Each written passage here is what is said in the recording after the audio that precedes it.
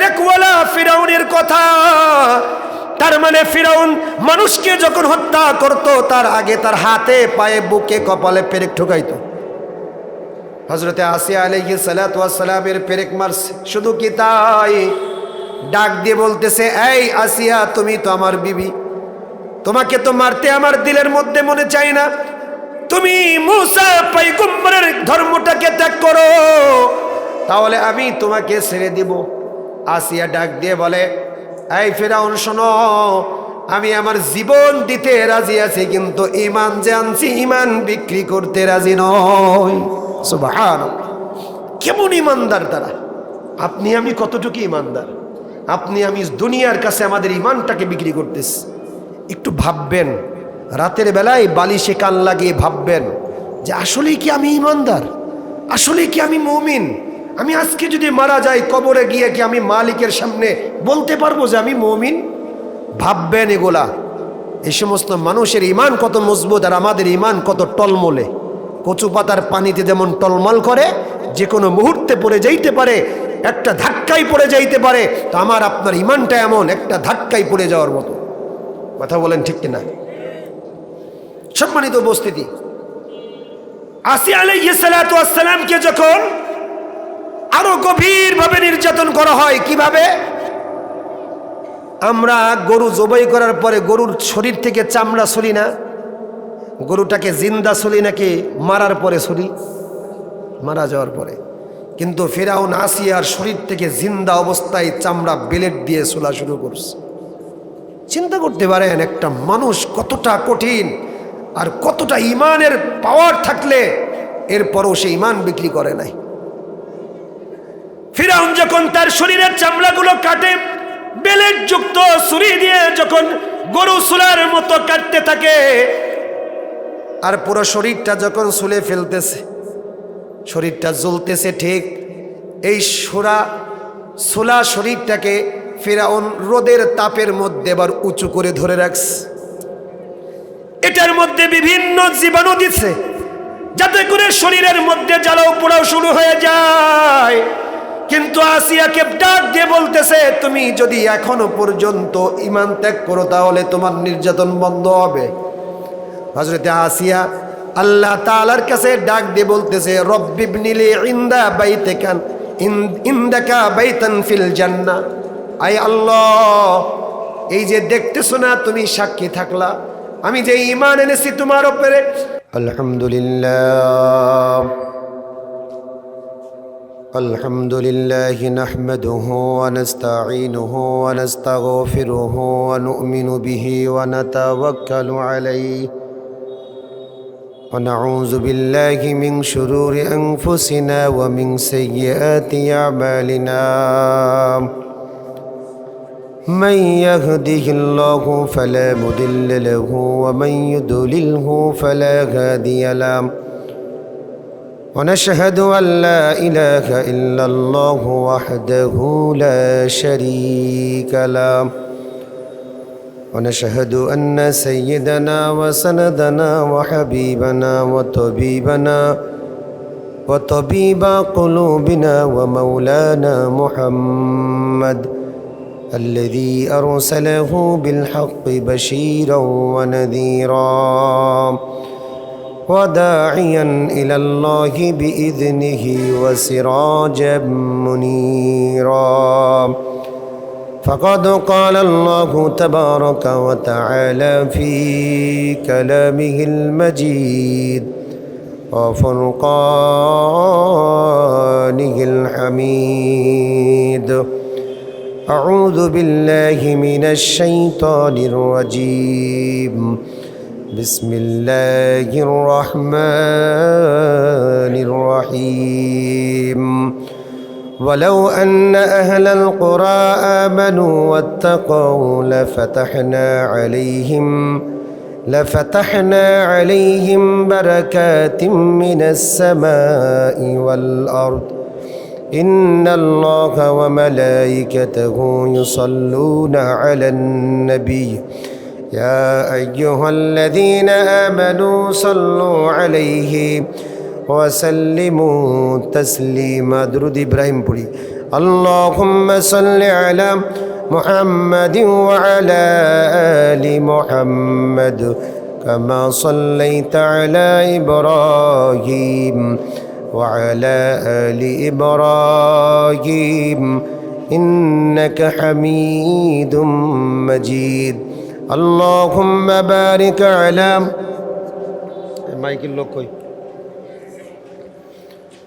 محمد وعلى آل محمد كما باركت على إبراهيم وعلى آل إبراهيم إنك حميد مجيد توحيدي की अमानत सीनों में है हमारा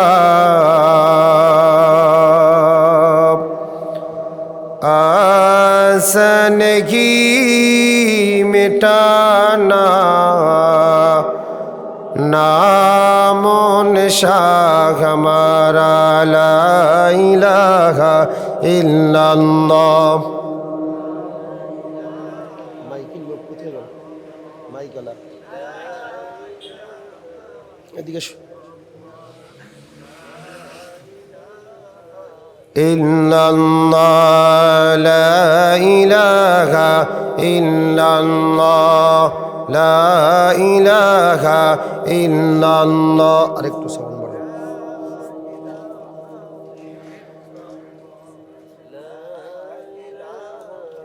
तेरे सिवा महबूब हकीकी कोई नहीं है कोई नहीं तेरे सिवा मौजूद हकीकी कोई नहीं है कोई नहीं यादों में तेरे सबको भुला दूं कोई न मुझको याद रहे सब खुशियों को आग लगा दूं खानाए दिल आबाद रहे अब तो रहे बस तादम आखिर अब तो रहे बस तादम आखिर विरुदे ज़ुबा आए मेरे इलाहा इलाहा इल्लल्लाह ला इलाहा इल्लल्लाह ज़बान खुले सबाई मोहब्बतेर साथे ला इलाहा इल्लल्लाह ला इलाहा इल्लल्लाह ला इलाहा इल्लल्लाह मुहम्मदुर रसूलुल्लाह सल्लल्लाहु अलैहि वसल्लम আলহামদুলিল্লাহ খয়েরতলা বাকুলিয়া হাফিজিয়া মাদ্রাসার উদ্যোগে আয়োজিত ২৬তম বিশাল এই তাফসীরুল কোরআন মাহফিলের সম্মানিত শ্রদ্ধাভাজন সভাপতি জনাব আশরাফুজ্জামান পান্নু সাহেব, সভাপতি খয়েরতলা বাকুলিয়া হাফিজিয়া মাদ্রাসা ও জামে মসজিদ। আজকের এই মাহফিলের সম্মানিত প্রধান বক্তা বিশিষ্ট ইসলামী চিন্তাবিদ মুফাসসিরে কোরআন হজরত মাওলানা মুফতি ইউসুফ আজাদি সাহেব খুলনা, খতিব চোকনগর বাস স্ট্যান্ড কেন্দ্রীয় জামে মসজিদ ও মোহতামিম দারুল উলুম চোকনগর মাদ্রাসা।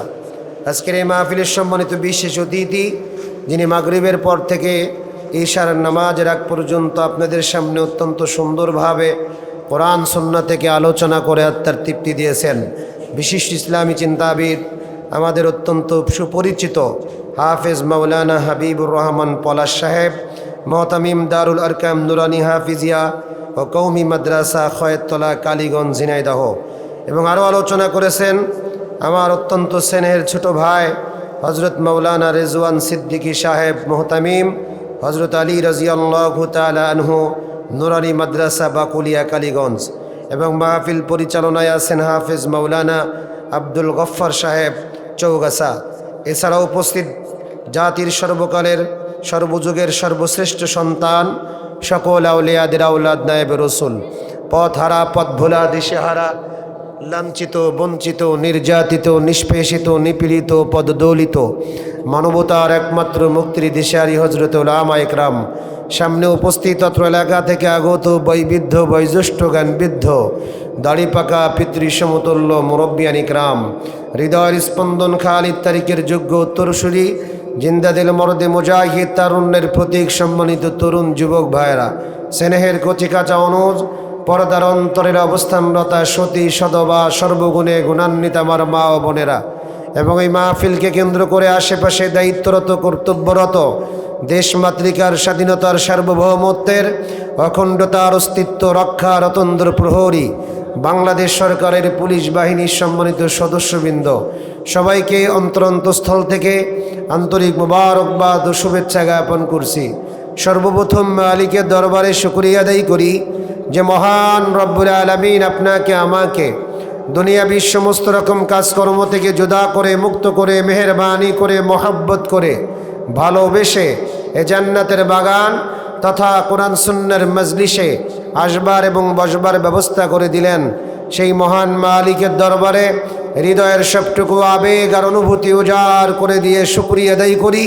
সকলে জবান খুলে বলি আলহামদুলিল্লাহ। যে মালিক আপনাকে আমাকে এখানে আসার সুযোগ দান করেছেন, সেই মালিক চাইলে আপনাকে আমাকে এই মুহূর্তে কবরের মধ্যেও রাখতে পারতেন। অনেক আল্লাহর গোলামকে আল্লাহ তাআলা আজকের দিনে পৃথিবীর জমিন থেকে বিদায় করে দিয়েছেন। অনেকে ফজরের নামাজ পড়েছেন কিন্তু জোহরে পাওয়া যায় নাই, জোহর পড়েছেন তো আসরে পাওয়া যায় নাই, আসর পড়েছেন তো মাগরিবে পাওয়া যায় নাই, মাগরিব পড়ছেন তো ঈশায় পাওয়া যায় নাই। এবং অনেক আল্লাহর গোলাম আছে যারা ঈশার নামাজটাও বা জামাত পড়েছেন কিন্তু এই 10-15 মিনিটের ভিতরেই পৃথিবীর জমিন থেকে বিদায় হয়ে গেছে। কথা বলেন ঠিক কিনা? তো আল্লাহ তাআলা যাদেরকে নিয়ে গেছেন তিনি চাইলে আমাকে আপনাকে কি নিতে পারতেন কি পারতেন না? সবাই বলেন পারতেন কি পারতেন না? পারতেন। নেন নাই, মোহাব্বত করে মৌকা দান করছেন, কিছুটা সময় আমাকে আপনাকে বরাদ্দ করছেন যাতে করে আমি আপনি আল্লাহর কদমে আমাদের মাথাগুলো যেন ঠেকাই দিতে পারি আর আল্লাহর প্রকৃত গোলাম হতে পারি। আল্লাহ তাআলা আমাদের সকলকে তার প্রকৃত গোলাম হওয়ার তৌফিক দান করুন, সকলেই বলি আমিন। সম্মানিত উপস্থিতি, আমি মুখতাসার কিছু কথা বলবো, এ কারণেই সরাসরি আলোচনার মধ্যে ঢুকে যায়। এ জমিনের মধ্যে আল্লাহ তাআলা আপনাকে আমাকে প্রেরণ করছেন একটা কুদরতি নেক মাকসাদ আল্লাহ তাআলার আছে না নাই? কুদরতি একটি নেক মাকসাদ হলো বান্দা জমিনের মধ্যে ইবাদত বন্দিগি করবে কার? সবাই বলেন না একটু জবান খুলে, কার? আল্লাহর। প্রশংসা আদায় করবে কার? আল্লাহর। আর বিনিময়ে আল্লাহ তাআলা আপনাকে আমাকে জান্নাত নামক মহা দৌলত দান করবেন। সুবহানাল্লাহ। কিন্তু জমিনের মধ্যে আমরা যতদিন বেঁচে থাকি না কেন, কেউ 50 বছর, 100 বছর, 80 বছর এই জিন্দেগি আমরা পার করে দিই। একটা পর্যায়ে এসে আমরা পৃথিবীটাকে বিদায় জানাই। কবরের জীবন বা হাসরের ময়দানে যাওয়ার জন্য আমরা কবর নামক এই দরজা দিয়ে কবরের ভিতরে পৌঁছিয়ে যায়। যতদিন জমিনের মধ্যে চলাফেরা করব, বেঁচে থাকব, এর জন্য আমার আপনার জীবিকা নির্বাহের জন্য দুনিয়াও দরকার আছে। এ কারণে আল্লাহ তাআলা আমার আপনার জন্য যা কিছু প্রয়োজন সব কিছু দুনিয়াতে আগের থেকেই সেট করে রাখছেন।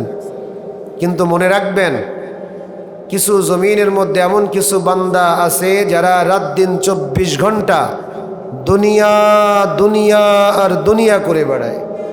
অর্থাৎ বিবিবাল বাচ্চার কথা ভুলে যায়, 24টা ঘন্টায় শুধু আল্লাহর জমিনের মধ্যে দুনিয়ার পিছনেই ছুটতে থাকে।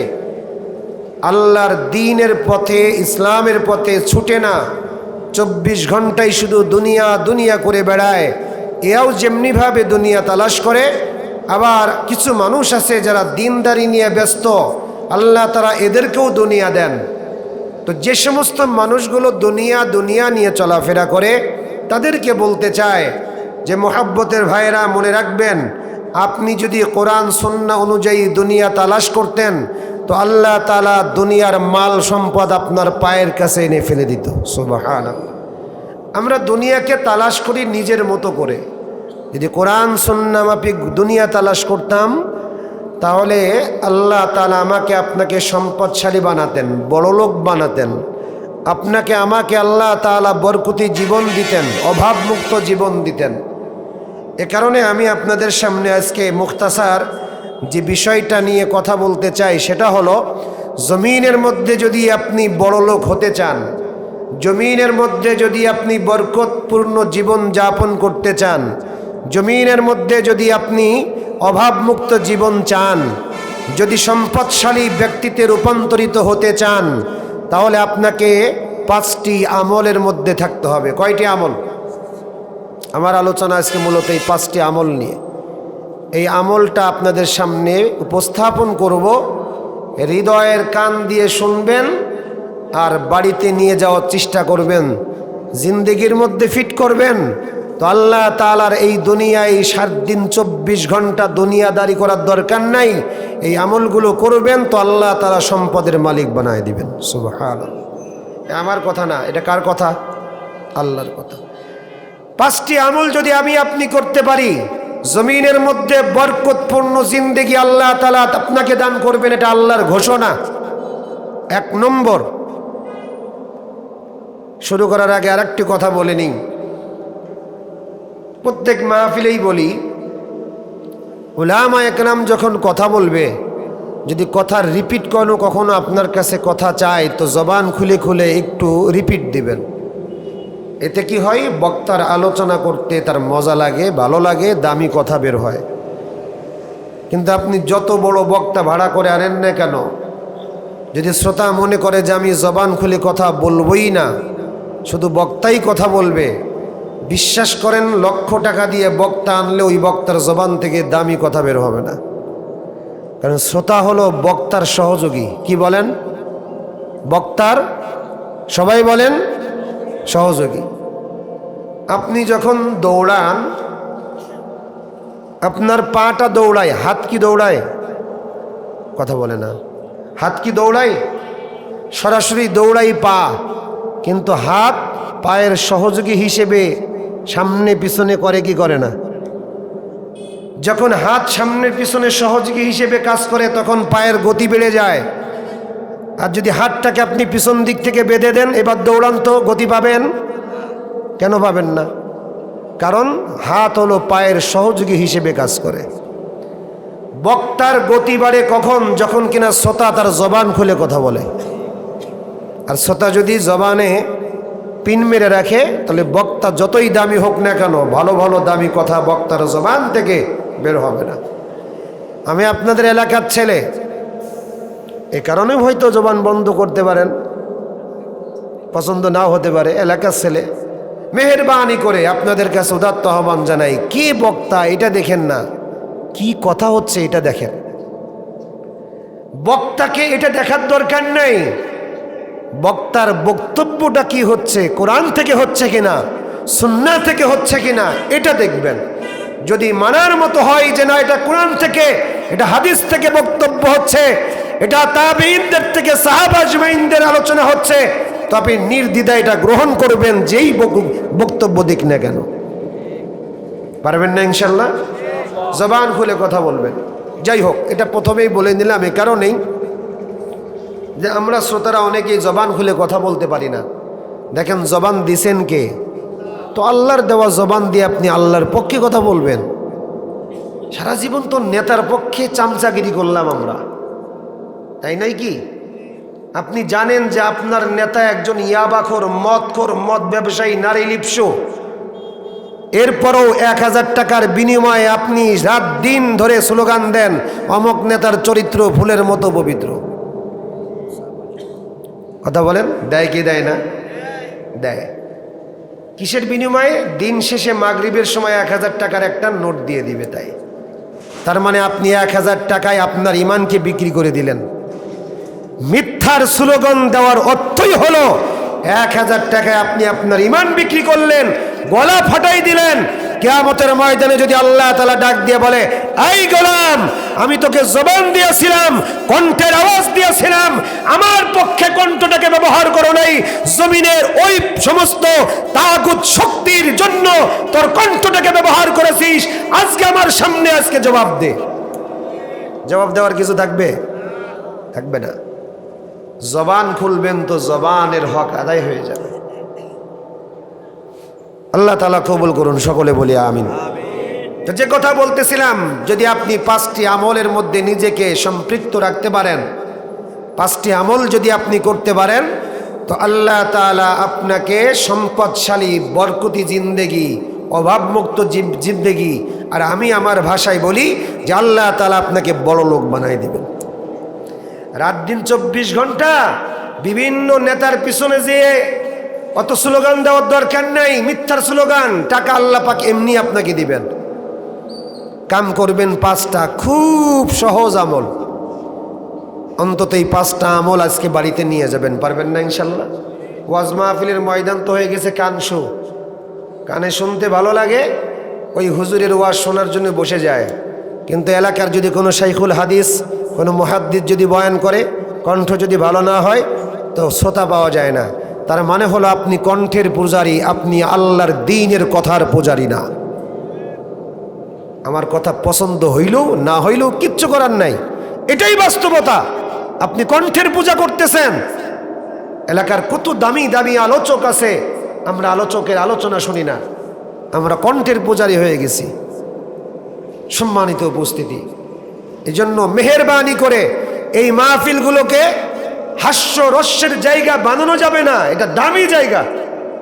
এখানে যদি খবর দেওয়া হতো যে আজকে কালীগঞ্জের ইউনো সাহেব এই মাহফিলে যারা আসবে তাদেরকে 1000 টাকা করে দেওয়া হবে, এতক্ষণ মনে হয় এরকম ফাঁকাই থাকতো। কথা কয় না? ফাঁকা থাকতো? থাকতো না। এলাকায় কত যুবক ভাইরা ঘোরাঘুরি করতেছে, বিভিন্ন জায়গায় আড্ডা দিতেছে। মেহেরবানি করে তাদেরকে বলি, এই আওয়াজ যত দূর যায় এই মাহফিল আগামীকাল থাকবে না। কিন্তু আল্লাহ না করুক, আজকের রাত যদি তোমার জিন্দগির শেষ রাত হয়, আগামীকাল আল্লাহর কাছে কি জবাব দিবা তুমি? যদি আল্লাহ প্রশ্ন করে, তোর বাড়ির আঙ্গিনায় আমার কোরআনুল কারীমের মাহফিল হইছে, তুই না গিয়ে তাসের আড্ডাখানায়, বন্ধুদের আড্ডাখানায়, চায়ের দোকানে আড্ডায়, ফুচকার দোকানে আড্ডায়, বিভিন্ন বনে বাদারে মোড়ের মাথায় আড্ডা দিয়ে বেড়াইছো, আর আমার কোরআনুল কারীমের মাহফিলে লোক হয় নাই, জবাব দে। আমার আপনার জিন্দগির শেষ মাহফিল আজকের এটা হতে পারে কি পারে না? পারে তো বাজার। গত 2 মাস আগে গাজীপুরে এক মাহফিলে, দ্বিতীয় দিন প্রধান মেহমান আমি। প্রথম দিন একজন ব্যক্তি, উনি আতরের দোকান দিছে, 2 দিনের জন্য দোকান খুলছে। মাহফিলের পাশে দোকান দেয় না অনেকে? 2 দিনের জন্য দোকান দিছে। যেহেতু গাজীপুর মহানগর অনেক বড় একটা এরিয়া, ঢাকা সিটির মতো, দোকান দিছে। প্রথম দিনের মাহফিল ইসমাইল বুখারী সাহেব আলোচনা করছেন। উনি আলোচনা করে চলে গেছেন। এই লোকটাও আতর ব্যবসায়ী, উনি আলোচনা করে ওই শুনে দোকান বন্ধ করে বাড়িতে গেছেন। মহানগরের রাস্তাটা এই পার থেকে ওই পারে যাওয়ার পথে অ্যাক্সিডেন্ট করে মারা গেছে। বোঝেন তো, যে লোকটা আগের দিনের মাহফিলের জন্য দোকানদারি করবার জন্য আতরের দোকান দিল, আগামীকালকেও আসবে, কারণ এই দোকান বন্ধ করে বাড়িতে গেছে। ও কি জানতো যে আজকে আমার জিন্দগির শেষ মাহফিল এটা? কথা বলেন না, যে একটু কথা বলেন না। সে তো জানতো না আজকের আমার জিন্দগির শেষ মাহফিল এটা। এখানে যারা বসে আছেন, আপনি জানেন আজকের দিনের এটা শেষ মাহফিল আপনার হতে পারে না, আমার পারে না। আমি যে এখান থেকে ঝিনেদায় যাব, এই প্রতিমধ্যে আমার জিন্দগি হয়তো বা অ্যাক্সিডেন্টের মাধ্যমে শেষ হতে পারে কি পারে না? পারে। কিন্তু যদি আসলেই যদি আমার জিন্দগির শেষ মাহফিল হয়, আর আপনি যদি এখানে বসে থাকেন, কালকে যতই গুনাহগার হন না কেন, আল্লাহর কাছে অন্তত বলতে পারবেন, আল্লাহ গতকালকে তোমার কোরআনের মাহফিল আমি বসাছিলাম, আমাকে মাফ করে দাও। বলা যাবে কি না? যাবে। আল্লাহ তাআলা আমাদের কবুল করুন, সকলেই বলি আমিন। তাহলে যে কথা বলতেছিলাম, আমি কথার মধ্যে চলে আসি। 5টি আমলের 1 নম্বর হলো ঈমান আনা, তাকওয়া অবলম্বন করা। বলেন কি? এবার কি বললাম? হ্যাঁ, ঈমান আনা, তাকওয়া অবলম্বন করা। আপনি যদি ঈমান আনতে পারেন, আর তাকওয়া অবলম্বন করতে পারেন, আল্লাহ তাআলা আপনাকে বড় লোক বানাই দিবেন। আমার কথা শুনলে হয়তো বা আপনার ভিতরে চিন্তা আসতে পারে যে হুজুর কি বক্তব্য দিতেছে। এটা আল্লাহ তাআলা কোরআনুল কারীমের মধ্যে বলছেন।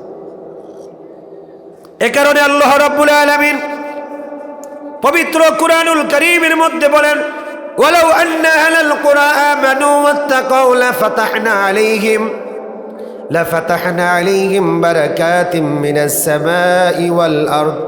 এ দুনিয়ার গোলাম, আল্লাহ তাআলা গোলামদেরকে ডাক দিয়ে বলতেছে, দুনিয়ার কোন জনপদের মানুষ যদি ঈমান আনে এবং তাকওয়া অবলম্বন করে, আমি আল্লাহ তাআলার প্রতি যদি কোনো বান্দা যদি ঈমান আনে এবং তাকওয়া অবলম্বন করে, আমি আল্লাহ তাআলা ওই জনপদের মানুষের জন্য আসমান আর জমিনের বরকতের দরজাগুলো উন্মুক্ত করে দেই।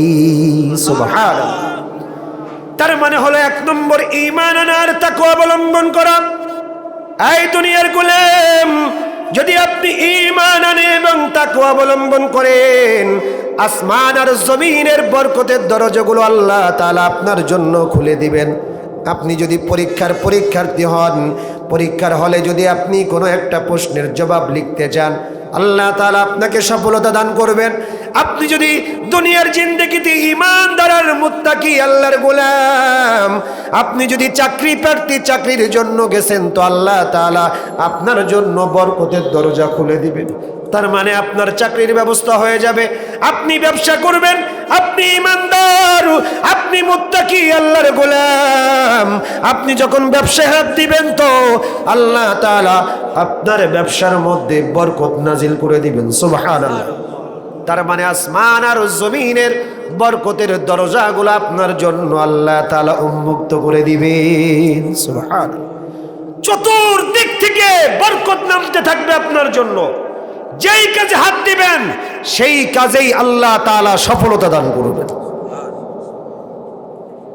কারণ এটা আল্লাহর ঘোষণা। আসমান জমিনের বরকতের দরজা যখন উন্মুক্ত হয়, তার মানে চতুর্দিক থেকে আল্লাহ তাআলা আপনার জন্য সফলতা রেখে দিয়েছেন। যেখানেই হাত দিবেন সফল হয়ে যাবেন। আনতে হবে কি? ঈমান এবং তাকওয়া। বলেন বলেন সবাই বলেন। আজকে একটু ক্লাস করাই, প্রতিদিন তো ওয়াজ শোনেন, কষ্ট পাচ্ছেন আপনারা? একটু ক্লাস করাই। এই এলেমটা তো আজকে বাড়িতে নিতে পারবেন, আলেম তো হতে পারবেন না, ঠিক আছে, কিন্তু কিছু কিছু এলেম যদি আপনি হৃদয়ঙ্গম করতে পারেন, লাভ আছে না ক্ষতি আছে? এই এলেমটা সারা জীবন আপনার মনে থাকবে। যদি বারবার আপনাদের জবান থেকে আমি বারবার যদি বলে বলে শুনি, আপনি বারবার বলবেন, তো হৃদয়ের মধ্যে কি হয়ে যাবে? গেঁথে যাবে এটা। এই জন্য বলাচ্ছি, 1 নম্বর হলো ঈমান আনা এবং তাকওয়া অবলম্বন করা। এবার প্রশ্ন করবেন, হুজুর ঈমান আনবো কেমন ঈমান? আল্লাহ তাআলা অন্য একটি আয়াতের মধ্যে বলেন, আমিনু কামা আমানান নাস। এই দুনিয়ার গোলাম, ঈমান আনবা সাহাবা আজমাইনদের মতো ঈমান। তার মানে সাহাবা আজমাইনদের ঈমান হলো 1 নম্বরের ঈমান। সাহাবা আজমাইনদের ঈমান ভেজাল ঈমান নয়। সাহাবা আজমাইনদের ঈমান হলো 1 নম্বরের ঈমান। কথা বলেন ঠিক কিনা? এ কারণে আল্লাহ তাআলা বলেন, আমিনু কামা আমানান নাস। ঈমান আনবা সাহাবা আজমাইনদের মতো ঈমান। সাহাবা আজমাইনদের মতো ঈমান যদি তোমার থাকে, টাকার কাছে তোমার ঈমান বিক্রি হবে না।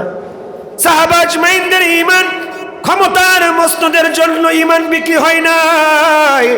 সাহাবা আজমাইনদের ঈমান কখনো পদবীর কাছে বিক্রি হয় নাই। সাহাবা আজমাইনদের মতো ঈমান কখনো ভয় ভীতির কাছে তারা ঈমানটাকে বিক্রি করে নাই। কারণ তাদের ঈমান সাচ্চা ঈমান, তাদের ঈমান 1 নম্বরের ঈমান। এ কারণে দুনিয়ার সব কিছু লিখে দিলেও তারা ঈমান বিক্রি করতে কোনো রাজি হয় নাই। কথা বলেন ঠিক কিনা? 1 নম্বরের ঈমানদার মুমিন সাহাবা আজমাইন। কেমনে 1 নম্বর হইছে? এবার আসেন একটু ব্যাখ্যা করি।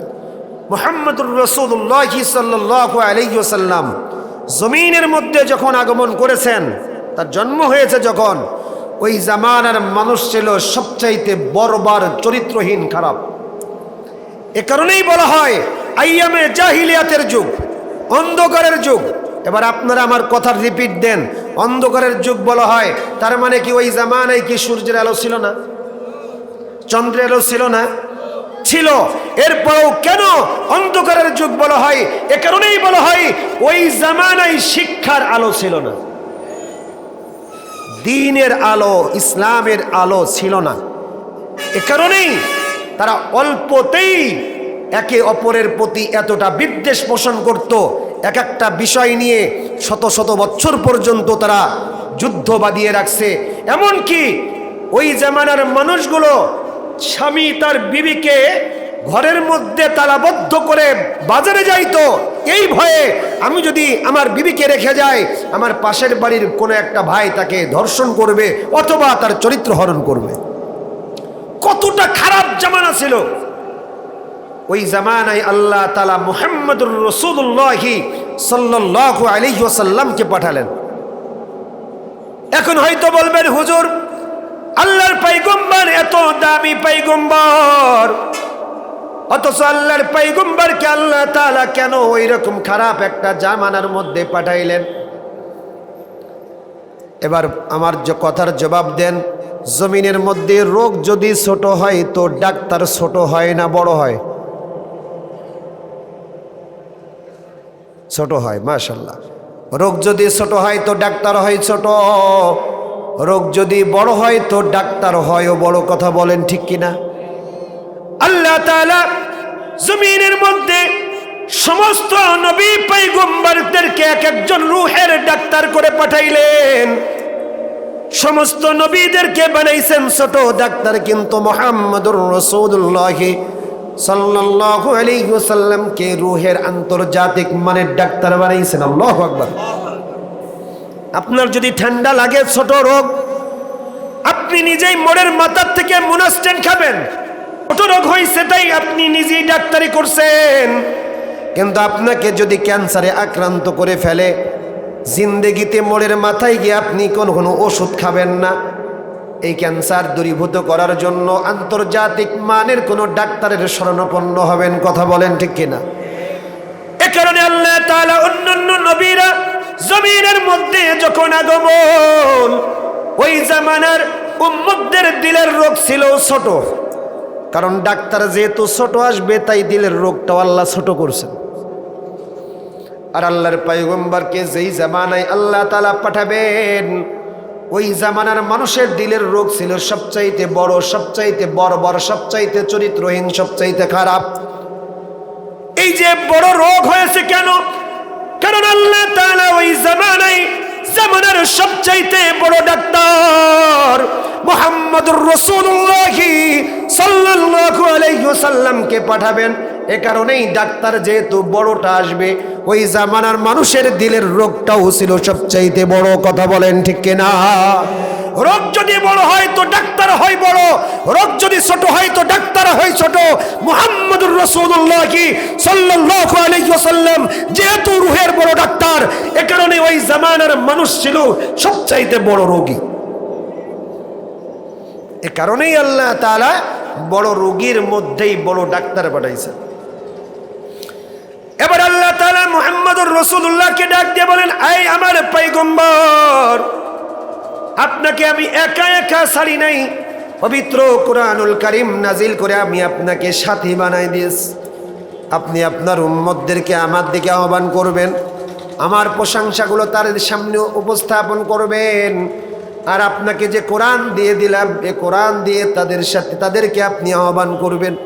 আল্লাহর পয়গম্বর কোরআন দিয়ে ওই সমস্ত উম্মতদেরকে যখন আহ্বান করলেন, কিছু উম্মতগুলো কোরআন আঁকড়ে ধরলো, আবার কিছু উম্মতগুলো কোরআনকে রিজেক্ট করে দিল। যে মানুষগুলো কোরআনকে আঁকড়ে ধরেছে, কালেমা গ্রহণ করেছে, ঈমান আনছে, আল্লাহ তাআলা ওই মানুষগুলোকেই পরবর্তীতে জমিনের মধ্যে সবচাইতে সোনালী মানুষে পরিণত করেছে। সুবহানাল্লাহ। হযরত ফরিদউদ্দীন আত্তার রাহমাতুল্লাহি আলাইহি তার এক কিতাবের মধ্যে লিখেন, পৃথিবীর ইতিহাসে সবচাইতে খারাপ জামানা ছিল আল্লাহর পয়গম্বর যখন জন্মগ্রহণ করে। ওই জামানা ছিল সবচাইতে বর্বর, ওই জামানা ছিল সবচাইতে খারাপ, ওই জামানার মানুষগুলো ছিল সবচাইতে চরিত্রহীন।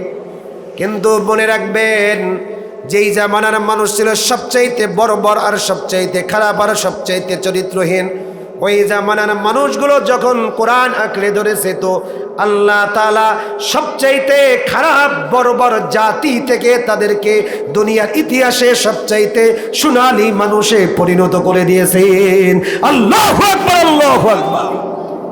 কোরআন আঁকড়ে ধরার কারণে আজও যদি আপনি মনে করেন যে আমি সবচাইতে সোনালী মানুষে পরিণত হতে চাই, তাহলে আপনাকে অন্য কোনো তন্ত্র মন্ত্রের পিছনে ছুটে কোনো লাভ নাই। সোনালী মানুষ হতে গেলে কোরআনের কাছে আসতে হবে। আপনি যদি মনে করেন আমি আমার পরিবারটাকে সোনালী পরিবারে পরিণত করতে চাই, আমি আমার পৌর, আমি আমার থানা, আমি আমার জেলা, আমি আমার বিভাগ, এমনকি আমি আমার রাষ্ট্রকে যদি সোনার রাষ্ট্রে পরিণত করতে চাই, কোন তন্ত্র মন্ত্রের পিছনে ছুটে কোনো লাভ নেই। ছুটতে হবে একমাত্র কোরআনুল কারীমের পিছনে। কারণ এই কোরআন ইতিহাস সাক্ষী দেয়। তারিখে ইবনে জারির তাবারি কিতাবের মধ্যে ইতিহাস সাক্ষী দেয় যে কোরআন সবচাইতে বর্বর জাতিকে সোনার মানুষে পরিণত করেছে। ওমর ইবনে খাত্তাব রাদিয়াল্লাহু তাআলা আনহু ইসলাম কবুল করার পূর্বে কি ছিলেন, আর ইসলাম গ্রহণের পরে এতটাই সোনার মানুষে পরিণত হয়েছেন, আল্লাহর পয়গম্বর বলতে বাধ্য হয়েছে, আমার পরে যদি কোনো নবী আসতো আল্লাহ তাআলা ওমরকে নবী করে পাঠাইতেন। আল্লাহু আকবার।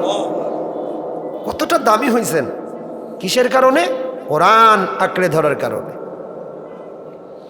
ওই সাহাবা আজমাইনদের ঈমানটা ছিল এমন, যারা জীবন দিতে রাজি আছে, ঈমান বিক্রি করতে রাজি না। সুবহানাল্লাহ বলেন না। আমি প্রায় জায়গায় একটা কথা উল্লেখ করি।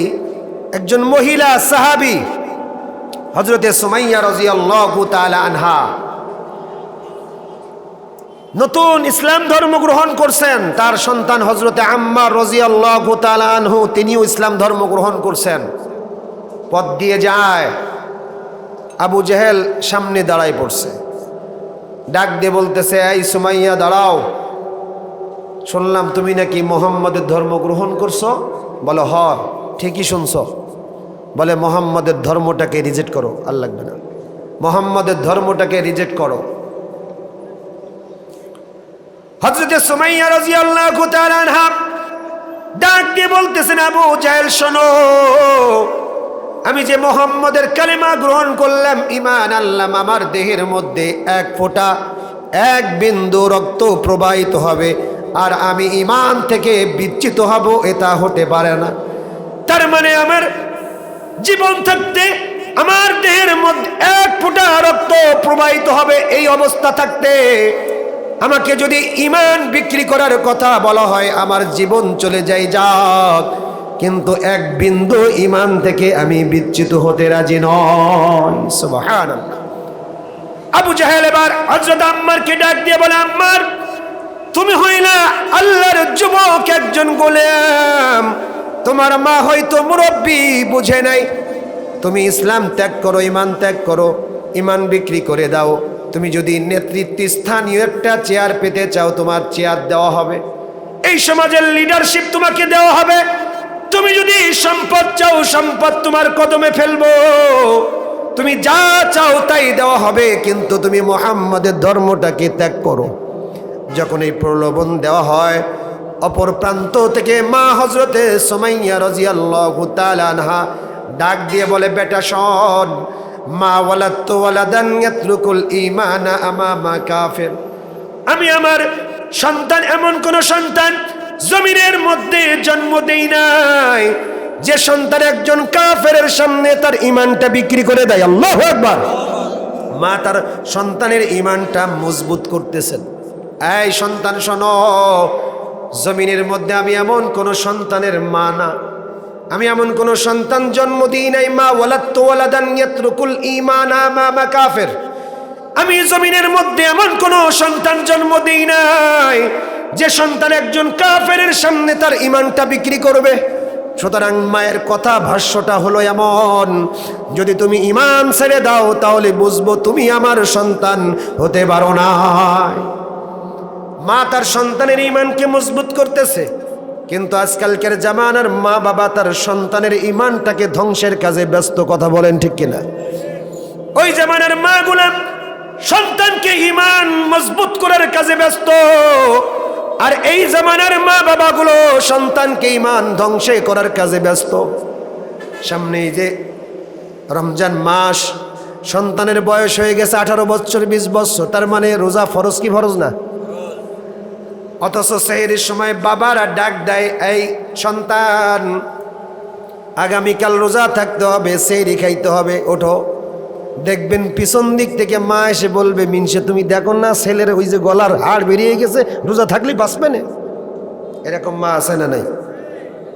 বাবারা উঠাইতে যায়, মারা আদরে সন্তানকে ঘুম পাড়ায় রাখে, বুকের হাড়ে বেরিয়ে যাচ্ছে, রোজা থাকলেই সন্তান বাঁচবে না। নেই, মোহাব্বতে করে, এটা আমরা বুঝি। কিসে করে?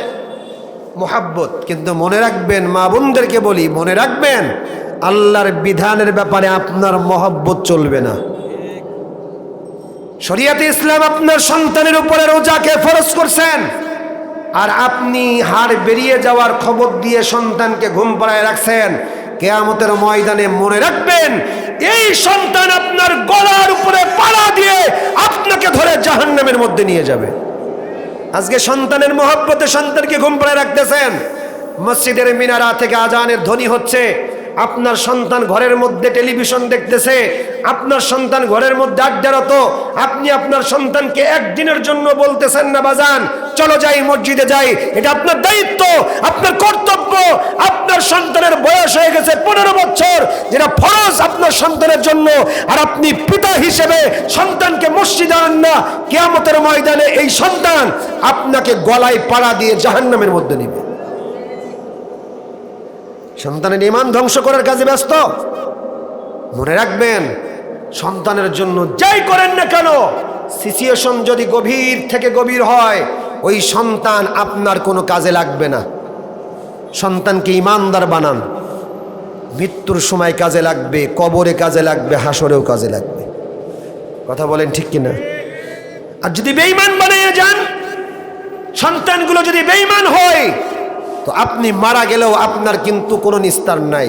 ওই সন্তান আপনাকে জাহান্নামে যাওয়ার কারণ হয়ে যাবে। ঈমানদার বানাবেন সন্তানদেরকে,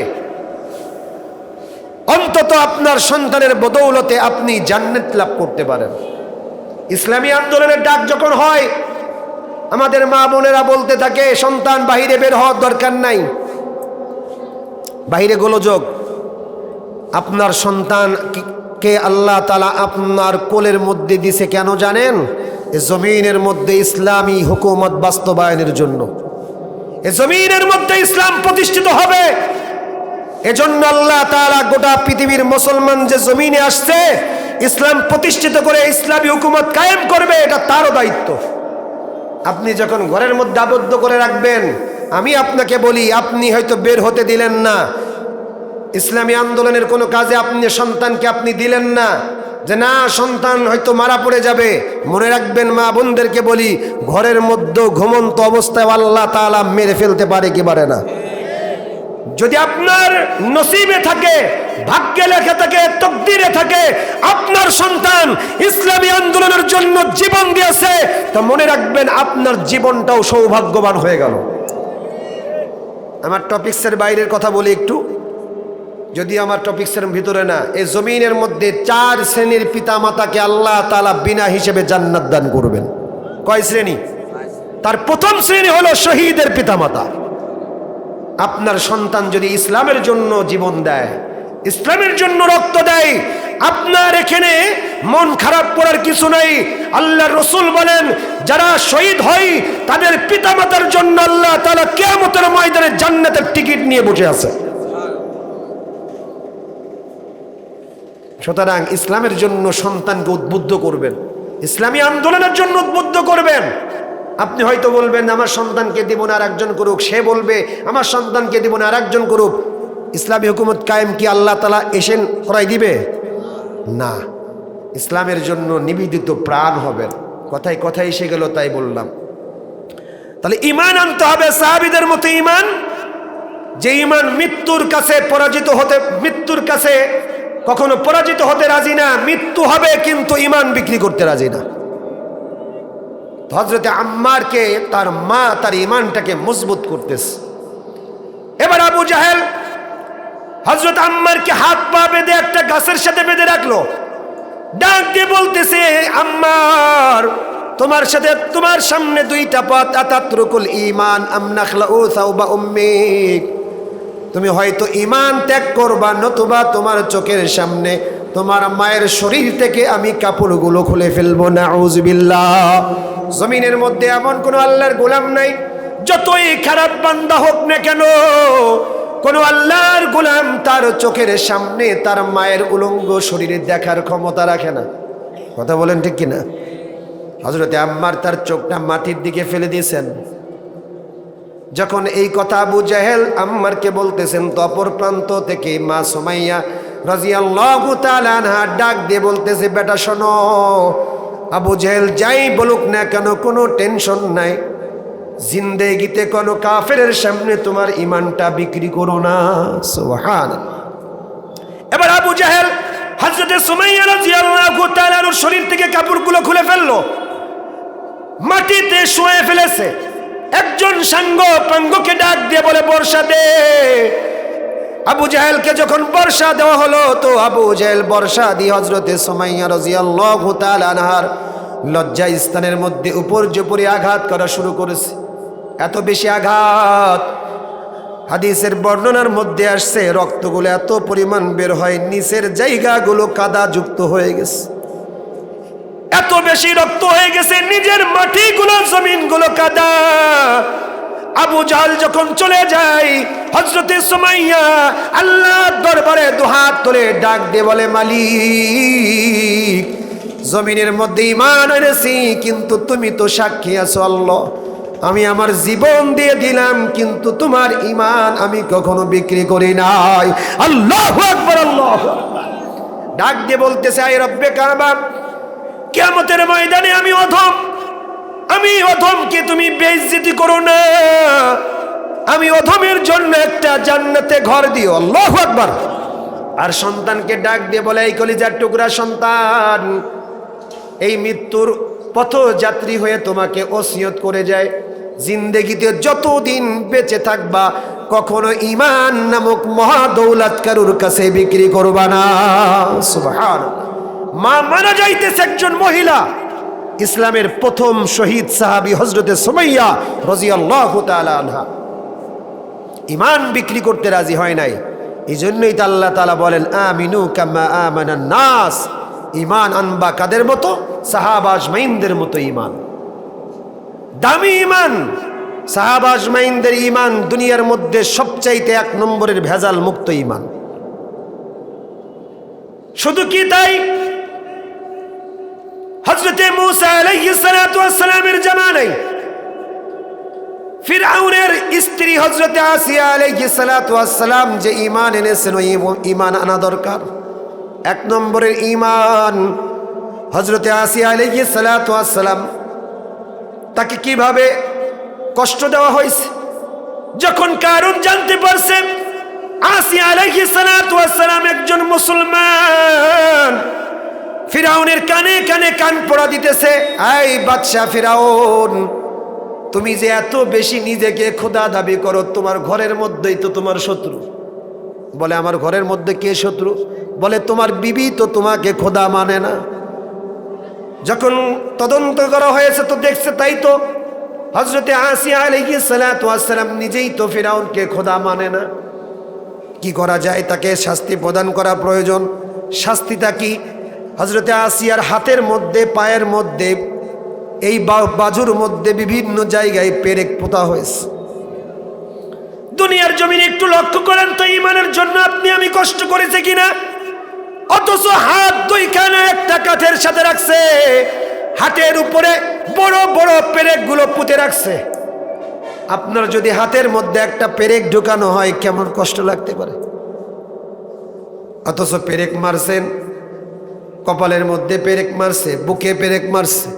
এ কারণে ফিরাউনের চরিত্র হলো পেরেক মারতো অধিকাংশ মানুষের বুকে। এ কারণে কোরআনুল কারীমের মধ্যে আল্লাহ তাআলা বলেন ওয়া ফিরআউনা যিল আওতাদ, আওতাদ মানে পেরেকওয়ালা। আল্লাহ তাআলা বলেন স্মরণ করো ওই পেরেকওয়ালা ফিরাউনের কথা। তার মানে ফিরাউন মানুষকে যখন হত্যা করত তার আগে তার হাতে পায়ে বুকে কপালে পেরেক ঠুকাইতো। হযরতে আসিয়া আলাইহিস সালাতু ওয়াস সালামের পেরেক মারছে। শুধু কি তাই, ডাক দিয়ে বলতেছে এই আসিয়া, তুমি তো আমার বিবি, তোমাকে তো মারতে আমার দিলের মধ্যে মনে চাই না, তুমি মুসা পয়গম্বরের ধর্মটাকে ত্যাগ করো, তাহলে আমি তোমাকে ছেড়ে দিব। আসিয়া ডাক দিয়ে বলে এই ফিরাউন শোনো, আমি আমার জীবন দিতে রাজি আছি, কিন্তু ঈমান যে আনছি ঈমান বিক্রি করতে রাজি নই। সুবহানাল্লাহ, কেমন ঈমানদার তারা! আপনি আমি কতটুকু ঈমানদার!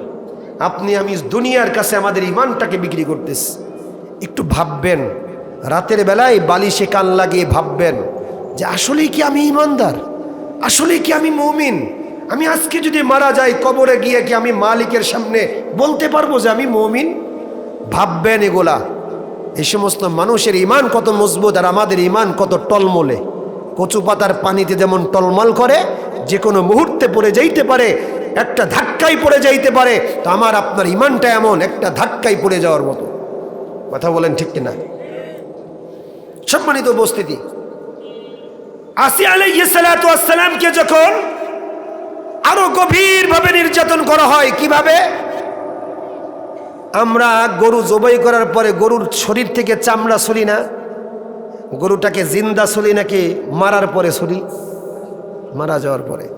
কিন্তু ফিরাউন আসিয়ার শরীর থেকে জিন্দা অবস্থায় চামড়া বেলেট দিয়ে ছোলা শুরু করছে। চিন্তা করতে পারেন একটা মানুষ কতটা কঠিন আর কতটা ঈমানের পাওয়ার থাকলে এরপরও সে ঈমান বিক্রি করে নাই।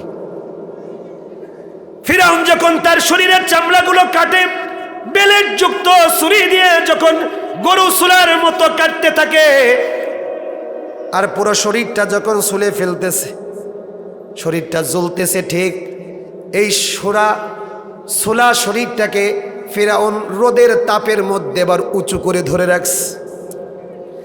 এটার মধ্যে বিভিন্ন জীবাণু দিচ্ছে যাতে করে শরীরের মধ্যে জ্বালাও পোড়াও শুরু হয়ে যায়।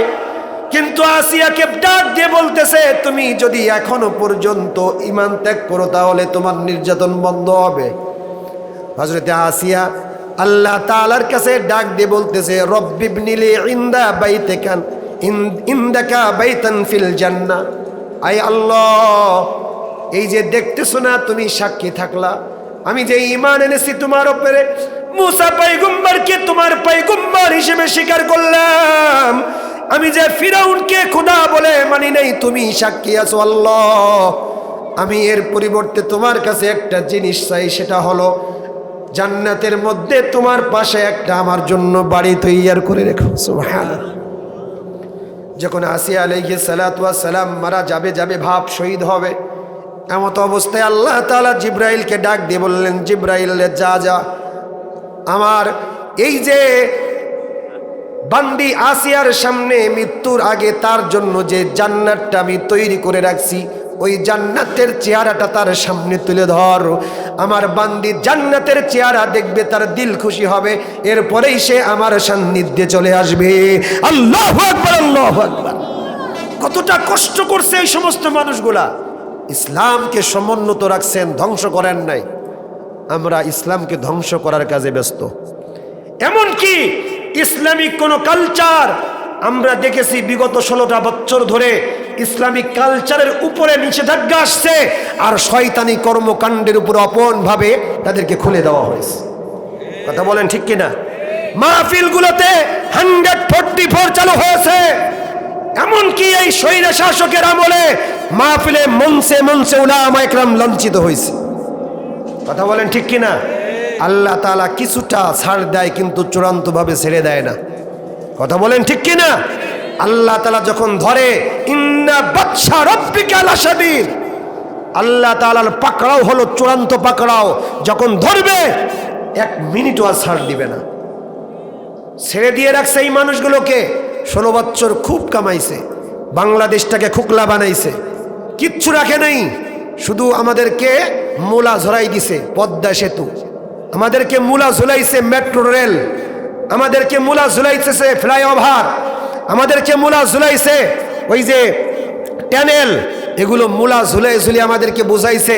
কিন্তু এগুলো করতে যে হাজার হাজার কোটি টাকা বিদেশে পাচার করছে, এই মানুষগুলা ওদের দিলের মধ্যে যদি বিন্দু পরিমাণ ঈমান থাকতো, এটা করা তাদের পক্ষে সম্ভব হতো না। উলামায়ে কেরামদেরকে এত পরিমাণ নির্যাতন করছে, আয়না ঘরের মতো বাথরুমের মতো জায়গা করে আয়না ঘরের মধ্যে উলামায়ে কেরামদেরকে রাখছে। এতটাই নির্যাতন করছে যে চেয়ারের সাথে হাত পা বেঁধে বছরের পর বছর রাখছে, চিন্তাই করা যায় না। বর্তমান সময়েও আবার কিছু শ্রেণীর মানুষগুলা, নাম বলতেছি না, নাম বলা লাগলে তোমার উজু করা লাগে, নাম বলতেছি না, বর্তমান সময়ে কিছু পাবলিক শুরু হয়েছে ওই আওয়ামী লীগ সরকারের চরিত্রগুলো ধারণ করেছে। কথা বলেন ঠিক না ঠিক? আমরা কোন দল নিয়ে বলতে চাই না, যারা এই বাংলাদেশে আওয়ামী লীগের সরকারের মতো এই বাজেয়াপ্ত কাজগুলো করবে, আমরা বলতে চাই দল মত নির্বিশেষে তাদের বিরুদ্ধে গণ আন্দোলন গড়ে তোলা হবে। কথা বলেন ঠিক না? তাদেরকে ইতিহাস থেকে শিক্ষা নেওয়া দরকার। আওয়ামী লীগ সরকার যেমনি ভাবে দুপুরের খাবার খাইতে পারে না গরম গরম, দিল্লিতে দাদা বাবুর কাছে চলে যাওয়া লাগছে পালিয়ে, তারাও মনে রাখবেন সময় আসলে আপনাদের এর চাইতে ভয়ঙ্কর পরিণত হবে। এটাই বাস্তবতা। কারণ আল্লাহ তাআলা সীমা লঙ্ঘনকারীকে পছন্দ করে না। কথা বলেন ঠিক না বেঠিক? ইমানের সাথে জজবার সাথে চলতে হবে। ইমান আনবো তো সাহাবীদের মতো ইমান। তাহলে আমি আমার আলোচনা করতেছিলাম, যদি 5টি আমল করতে পারেন তাহলে আল্লাহ তাআলা বড় লোক বানাবেন। 1 নম্বর কি? ইমান আনা, তাকওয়া অবলম্বন করা। তাকওয়া কি জিনিস? সমস্ত মুফাসসির ইকরামরা একমত, তাকওয়া হলো সমস্ত গুনাহ থেকে নিজেকে মুক্ত করে রাখার নাম। 2 নম্বর শুকরিয়া আদায় করা। যখন যেভাবে থাকবেন শুকরিয়া আদায় করবেন, আলহামদুলিল্লাহ। যদি আপনাকে কেউ জিজ্ঞাসা করে ভাই আপনি কেমন আছেন, কি বলবেন? আলহামদুলিল্লাহ, ভালো আছি। তবে আলহামদুলিল্লাহ সবসময় বলা যায় না, সবসময় আলহামদুলিল্লাহ বলা যায় না। আপনি হয়তো এখন বলতে পারতেছেন, কিন্তু আগামীকাল সকালবেলা যদি শোনেন যে আমার দোকানের 40 লক্ষ টাকার মাল লুট হয়ে গেছে, এখন তো লুটতরাজ চলতেছে, কি বলেন? এখন লুটের আর অভাব নেই, বিভিন্ন মানুষের শেল্টারে লুট হচ্ছে। এখন শেল্টার দিতেছে, ধরা খাইলে বলতেছে অমুক আমারে বলছে। কারা বলছে এটা আর বলতে যাচ্ছি না, শেল্টারে লুটপাট হচ্ছে। এখন যদি আপনার দোকানের মালামাল যদি লুটপাট হয়ে যায়, যদি শুনেন সকালবেলা ফজরের পর 40 লক্ষ টাকার মাল লুটপাট হয়ে গেছে, ওই সময় আলহামদুলিল্লাহ বলা খুব কঠিন। কথা বলেন? কিন্তু এরপরও যদি ওই সময় আপনি আলহামদুলিল্লাহ বলতে পারেন, তো আল্লাহ তাআলা আপনার জন্য যথেষ্ট হয়ে যাবে ইনশাআল্লাহ। এই জন্য সব সময় আলহামদুলিল্লাহ বলা। এরপরও কেন আপনি শুকরিয়ায় মাথা নত করবেন না? আল্লাহ তাআলা আপনাকে যে সুস্থ শরীর রাখছেন, এই সুস্থতার জন্যও তো নিয়ামত আল্লাহর কাছে শুকরিয়া আদায় করা দরকার। কথা বলেন ঠিক কিনা? বিভিন্ন জায়গায় একটা কথা বলি, আল্লামা খালিদ সাইফুল্লাহ আইয়ুবী সাহেবের সাথে কুমিল্লাতে একটা প্রোগ্রামে গেলাম। একটা মসজিদে ইসলামী মাহফিল হইতেছে, তো একজন আল্লাহর গোলাম অসুস্থ মানুষ, কিন্তু আমরা জানি না, মসজিদের ওয়ালের সাথে পিঠ লাগিয়ে হাত দিয়ে বসে আছে।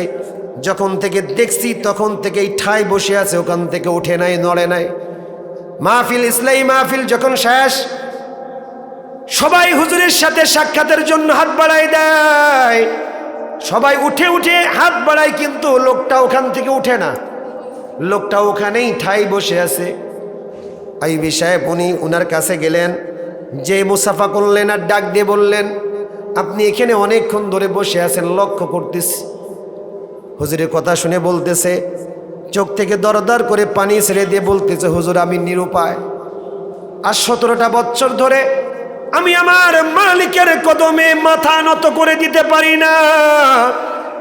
একটা সময় ইচ্ছাকৃতভাবে মালিকের কদমে মাথা নত করতে পারতাম না, তার মানে ইচ্ছাকৃতভাবে নামাজ কালাম করতাম না, ইচ্ছাকৃতভাবে নামাজ থেকে নিজেকে মুখ ফেরায় রাখতাম, মানুষ ডাকলেও নামাজে যাইতাম না।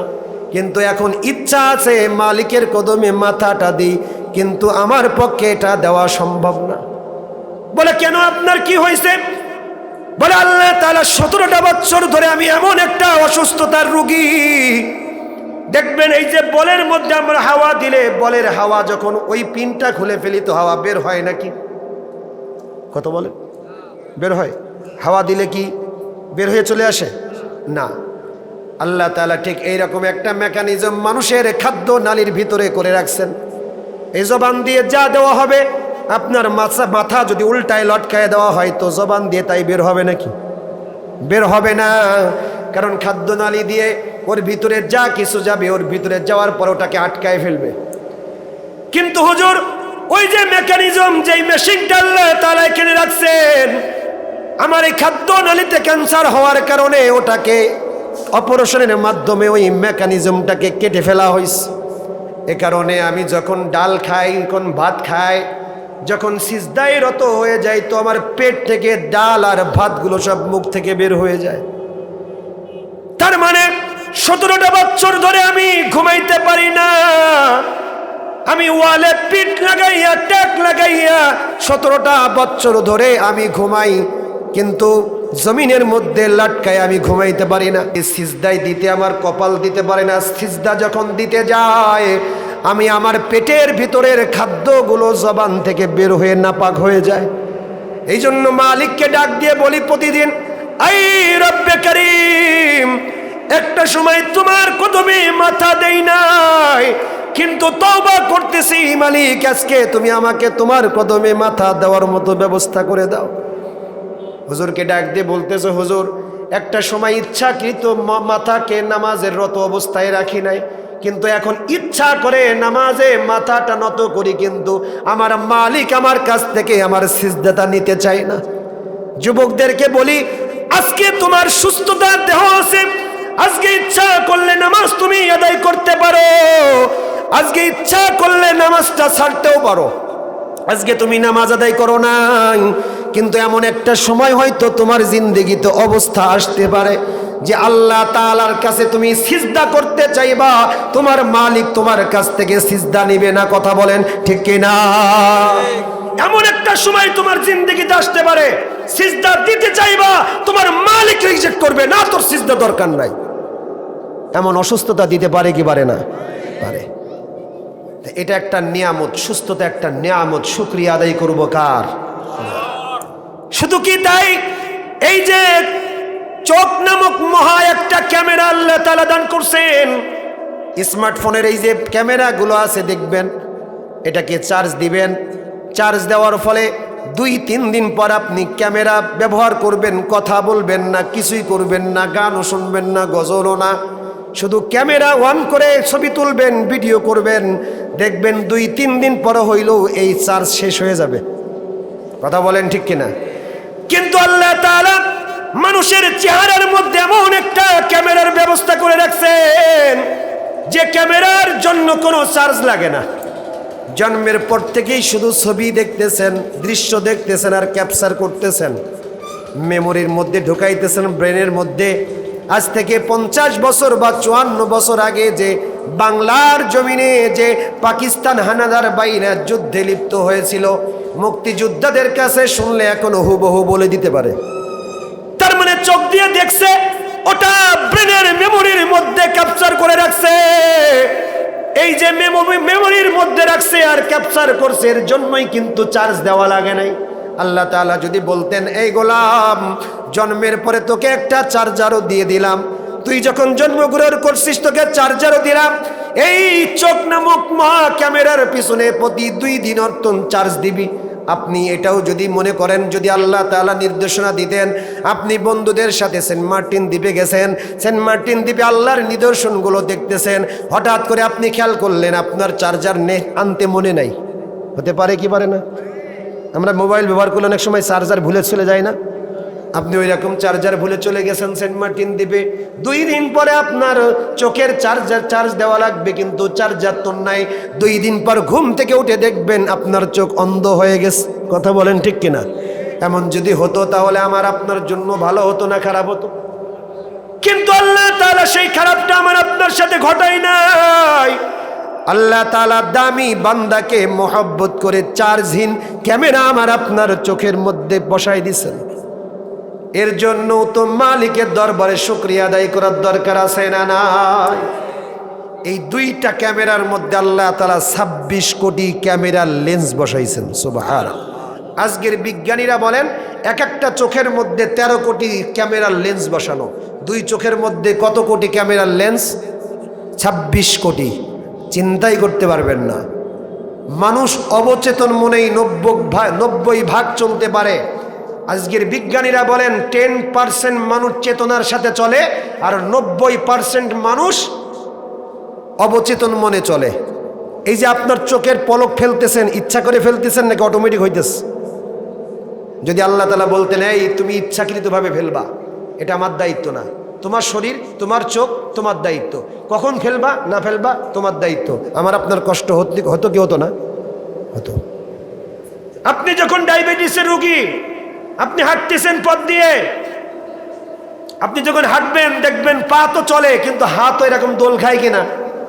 একদিন হাত দুইটা পকেটের মধ্যে নিয়ে হাঁটবেন তো দেখবেন ওই দিনকে মজা পাবেন না। হাত যে দোলে এটাই হলো হাঁটার মধ্যে একটা মজা। এ মজা দিছেন কে? আল্লাহ। যদি না দিতেন তাহলে আমার আপনার জন্য কষ্ট হতো। আল্লাহ তাআলা বান্দার কষ্ট সহ্য করতে পারে নাই, এ কারণে আল্লাহ তাআলা এই দোলটা দিয়ে আপনার হাঁটারকে স্বাভাবিক করছেন। শুকরিয়া আদায় করব তো মালিকের করব, দুনিয়ার কোনো মানুষের গোলামি করব না। কথা বলেন ঠিক কিনা? তাহলে 2 নম্বর হলো শুকরিয়া আদায় করা। 3 নম্বর হলো ইস্তেগফার করা। কি করা? ইস্তেগফার করা। যদি ইস্তেগফার করেন, শুকরিয়া আদায় করলে কি হয় আগেরটা বলে দিই। শুকরিয়া আদায় করবেন তো আল্লাহ তাআলা নিয়ামত বাড়াই দিবেন। নিয়ামত মানে কি? ধন সম্পদ বাড়াই দিবেন। ধন সম্পদ বাড়াই দিলে আপনি কি বড় লোক হবেন না গরিব হবেন? বড় লোক হবেন। লাইন শাকারতুম লাযীদান্নাকুম ওয়া লাইন কাফারতুম ইন্না আযাবি লাশাদীদ। আল্লাহ তাআলা বলছেন নিয়ামত বাড়াই দিবেন আপনার জন্য, সম্পদ বাড়াই দিবেন আপনার জন্য। শুকরিয়া আদায় করেন। 3 নম্বর ইস্তেগফার করা। যত বেশি ইস্তেগফার করবেন আল্লাহ তাআলা অভাব মুক্ত জীবন দান করবেন। এ কারণে আল্লাহর পয়গম্বর বলেন মান কাসসারাল ইস্তিগফার জাআলাল্লাহু মিন কুল্লি হাম্মিন ফারাগাত ওয়া মিন কুল্লি দিকিন মাখরাজা। এই দুনিয়ার গোলাম, দুনিয়ার মানুষ যদি কেউ বেশি বেশি করে ইস্তিগফারের আমল করে, আল্লাহর পয়গম্বর বলেন যেই বান্দা যখন ইস্তিগফারের আমল যখন বাড়িয়ে দেয় আল্লাহ তাআলা তাকে সংকীর্ণ জীবন থেকে বের করে তাকে একটা প্রশস্ত জীবনের দিকে ঠেলে দেয়। সুবহানাল্লাহ। সংকীর্ণ জীবন মানে অভাবী জীবন, এক বেলা খাইতে পারে আর এক বেলা নাই, এমন জীবনটাকে সংকীর্ণ জীবন বলা হয়। আল্লাহর পয়গম্বর বলেন যদি সে ইস্তেগফারের আমল করা শুরু করে তো আল্লাহ তাআলা সংকীর্ণ জীবন থেকে বের করে তারে অভাব মুক্ত জীবন একটা তাকে দান করবেন। সুবহানাল্লাহ। আপনার ক্যাশে বসে আছেন, কাস্টমার নাই, দুনিয়ার কোনো কাজ করার প্রয়োজন নাই, আপনি ক্যাশে বসে বসে কর গুনে গুনে পড়েন আস্তাগফিরুল্লাহ। পড়েন তো একটু আস্তাগফিরুল্লাহ, আস্তাগফিরুল্লাহ, আস্তাগফিরুল্লাহ। কষ্ট হয়নি? ছোট্ট ছোট্ট আমল কিন্তু লাভ বেশি না কম? বেশি। আস্তাগফিরুল্লাহ আপনি ক্যাশে বসে বসে পড়বেন আস্তাগফিরুল্লাহ। যত বেশি ইস্তেগফার করবেন আল্লাহ তাআলা কাস্টমারের ব্যবস্থা আপনার জন্য করে দিবেন। একদম বাস্তব কথা বলতেছি। একিন যদি করেন, আমি অক্টোবর মাসের পায়রা চত্বরে 25 অক্টোবর সম্ভবত পায়রা চত্বরে এই ইস্তেগফার নিয়ে আলোচনা ছিল, শুধু ইস্তেগফারের উপরে। এই ইস্তেগফারের উপরে আলোচনার ক্ষেত্রে এই কথা বলেছিলাম, আপনার যদি মনে করেন কাস্টমার নাই, ইয়াকিনের সাথে ইস্তেগফারের আমল করেন, দেখবেন আল্লাহ তাআলা আপনার কাস্টমারের ব্যবস্থা করবেন।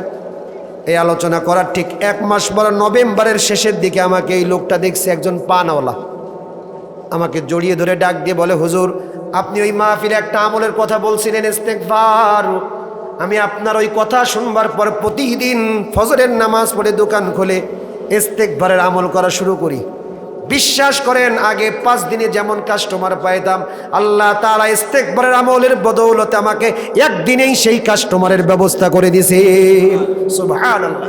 ইয়াকিন নাই তো আমাদের তো ইয়াকিন নাই, এ কারণে আল্লাহ তাআলা দেয় না। ইয়াকিন করতে হবে, আমল করবেন, কাস্টমারের ব্যবস্থা আল্লাহ তাআলা আপনাকে করবেন। ইস্তেগফারের আমল করেন, জবান দামি হয়ে যাবে। ইস্তেগফারের আমল করবেন, গুনাহ মুক্ত জীবন পাবেন, মালিকের কাছে দামি হয়ে যাবে। তিরমিজি শরীফের মধ্যে একটি হাদিস বর্ণনা করা হয়েছে, হযরত মুসা আলাইহিস সালাতু ওয়াস সালামের জামানায় একজন আল্লাহর গোলাম খুব মদ পান করছে, জিনা করে, মদ খায়। তো এলাকার মানুষগুলা তাকে ধরে তার এলাকা ছাড়া করছে। তার কাছে শুধুমাত্র তার নিজস্ব একটু বকরির যেই কি বলে এটাকে, মেয়ে বকরি, যেটা আর কি মেয়ে ছাগল দাড়ি, এটা দিছে, দিয়ে তাকে মরুভূমির মধ্যে ট্রান্সফার করে দিস, খবরদার তুই এই গ্রামের মধ্যে আর ঢুকবি না। আল্লাহ তাআলা মুসা পয়গম্বরকে ডাক দিয়ে বলতেছেন, এই মুসা পয়গম্বর, দিনে দিনে বলেন নাই, বেশ কিছুদিন পর আল্লাহ তাআলা মুসা পয়গম্বরকে ডাক দিয়ে বলতেছেন, আমার পয়গম্বর, মরুভূমির মধ্যে আমার একজন গোলাম মরে পড়ে আছে, আপনি আপনার উম্মতদেরকে ঘোষণা করে দেন, তারা যদি আমার ওই বান্দার জানাজার নামাজ আর ধোয়ায়ে জানাজার নামাজ পড়ে, যেই গোলামগুলো তার জানাজার নামাজে অংশগ্রহণ করবে, আমি তাদের জিন্দেগির তামাম গুনাহগুলোকে মাফ করে দেব। সুবহানাল্লাহ। অথচ লোকটা কিন্তু জিনাকারী, লোকটা ছিল মদখোর। আল্লাহ তাআলা ওর ব্যাপারেই মুসা পয়গম্বরের কাছে সংবাদ দিতেছে, কিন্তু এলাকার মানুষগুলো কিন্তু জানে না কে মারা গেছে। মুসা পয়গম্বর পরের দিন তার উম্মতদেরকে ডাক দিয়ে বলেন, এই উম্মতেরা শোনো, মরুভূমির মধ্যে একজন আল্লাহর গোলাম পড়ে আছে মরে, তার জানাজার নামাজ যারা দিতে পারবে, ধোয়ায়ে গোসল করিয়ে সুন্দর ব্যবস্থাপনায় জানাজার নামাজ যারা থাকবে দণ্ডায়মান, আল্লাহ তাআলা ঘোষণা করে দিয়েছেন ওই জানাজার নামাজে যারা উপস্থিত থাকবেন তাদের জিন্দেগির গুনাহগুলো মাফ। এলাকার মানুষগুলো সব খুশি হয়ে গেছে, ডাক দিয়ে বলতেছেন, চলেন যাই। মরুভূমির মধ্যে চলে গেছে, তো আল্লাহ তাআলা কুদরতি কায়দায় ওর মাথার উপর দিয়ে একটা পর্দা টেনে দিস। এলাকার মানুষগুলো ডাক দিয়ে বলে, আই মুসা পয়গম্বর, একটু পর্দাটা সরাই। বলে, না না, যেহেতু কুদরতি কায়দায় পর্দা দেওয়া, এখন সরানোর দরকার নাই, গোসল করাইতে হবে, চলো এলাকায় নিয়ে যায়। এলাকার মানুষগুলো তাকে ধরে ধরে এলাকায় নিয়ে আসছে, গোসল করাবে। এমত অবস্থায় একজন মুরব্বী আল্লাহর গোলাম মুসা পয়গম্বরকে ডাক দিয়ে বলে, ওমর মুসা পয়গম্বর, যেহেতু গোসল করাতে হবে তাহলে পর্দা এবার সরাই। বলে, ঠিক আছে, পর্দাগুলো সরাই ফেলো। যখন চেহারার উপর দিকে কাপড়গুলো সরাইছে, এলাকার মানুষগুলো দেখে চিনে ফেলেছে তো মদ খোরার জিনাকারী। ডাক দিয়ে বলতেছে, মুসা পয়গম্বর, এর জন্যই কি আল্লাহ তাআলা আমাদের গুনাহগুলো মাফ করবে ঘোষণা করছে? বলে, হ্যাঁ। বলে, হিসাব তো মিলে না, একে তো গত বছর আমরা এলাকার থেকে ছাড়া করলাম, এ এত পরিমাণ জিনা করছে আর এত পরিমাণ মদখোর, আল্লাহর বিধান পর্যন্ত কখনো মানে নাই। এ কারণে এলাকার মানুষগুলো ঐক্যবদ্ধ হয়ে তাকে আমরা মারধর দিয়ে এলাকা থেকে ওই দিকে পাঠাই দিয়েছি। এর জানাজার নামাজ পড়লে আমাদের গুনাহ মাফ হবে কেমনে? মুসা পয়গম্বর শুনে তার নিজের ভিতরেও কনফিউশনে পড়ে গেছে। আল্লাহকে ডাক দিয়ে বলে, আল্লাহ, এলাকার মানুষগুলো তোমার গোলামের ব্যাপারে যে এই কথাগুলো বলে, অথচ তাকে তার জানাজার নামাজ আদায় করলে মানুষগুলোর গুনাহ মাফ করে দিবা, কেমনি কি আমার হিসাবে মিলে না। আল্লাহ তাআলা ডাক দিয়ে বলে, ও আমার মুসা পয়গম্বর, এই যে আমার গোলাম যতই জিনা করুক না কেন, মদ খাক না কেন, গুনাহগার হোক না কেন, আমার গোলাম যখন এলাকা থেকে এলাকা ছাড়া হয়ে ওই যে মরুভূমির উত্তপ্ত বালির মধ্যে রাত কাটাইছে, প্রথম রজনী যখন কাটাইছে, তো আসমানের দিকে তাকিয়ে তাকে ঘুম আসে না, তাকাইছে আসমানের দিকে, তাকায় ডান দিকে, তাকায় বাম দিকে, তাকায় কাউকে খুঁজে পাই না, ডাকলেও কেউ কাছে আসে না। আল্লাহকে ডাক দিয়ে বলতেছে, আমাকে ডাক দিয়ে বলতেছে, মালিক, জমিনের মধ্যে বড় গুনাহগার ছিলাম, এত বেশি জিনা করছি আর মদ খাইছি, তোমার হুকুমগুলো পালন করি নাই, আই রব্বে কাবা, দেখো না আজকে আমার ডানে কেউ নাই, বামে কেউ নাই, সামনে নাই, পিছনে নাই, কিন্তু আমি জানি তুমি ছাড়া এই মুহূর্তে আমার আপন বলতে কেউ নাই। আমার গোলামগুলা এইরকম দিলে দিলে আমাকে স্মরণ করছে, আর আমার কাছে এত বেশি মাপ চাইছে, আমি আমার গোলামের উপরে খুশি হয়ে গেছি।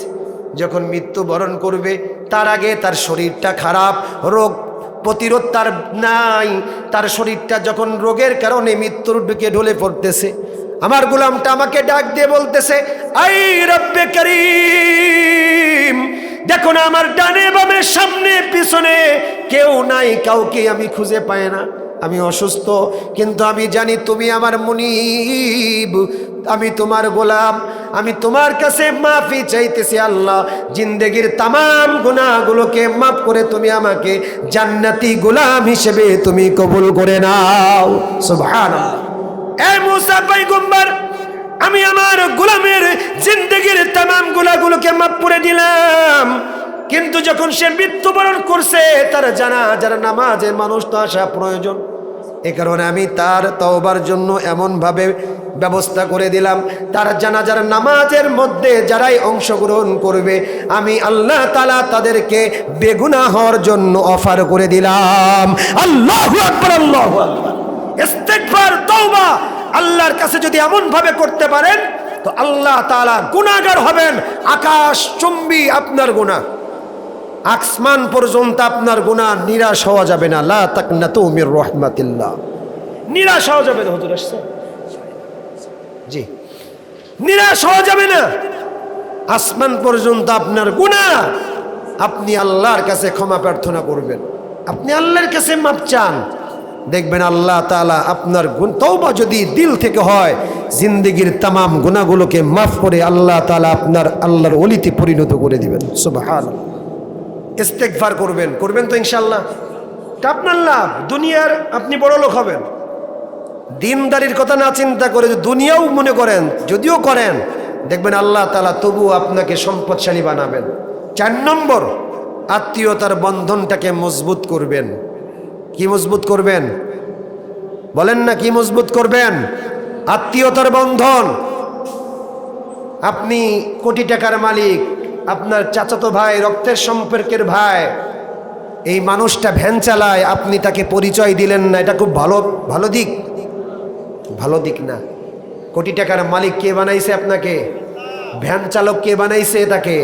তো যাকে ভ্যান চালক বানাইছে আপনাকেও আল্লাহ তাআলা সময়ের পরিক্রমায় আপনাকেও ভ্যান চালক বানাইতে পারে কি পারে না?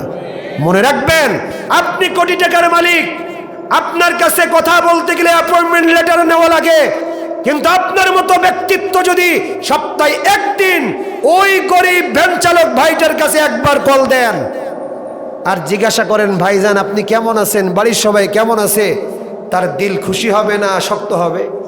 খুশি হবে।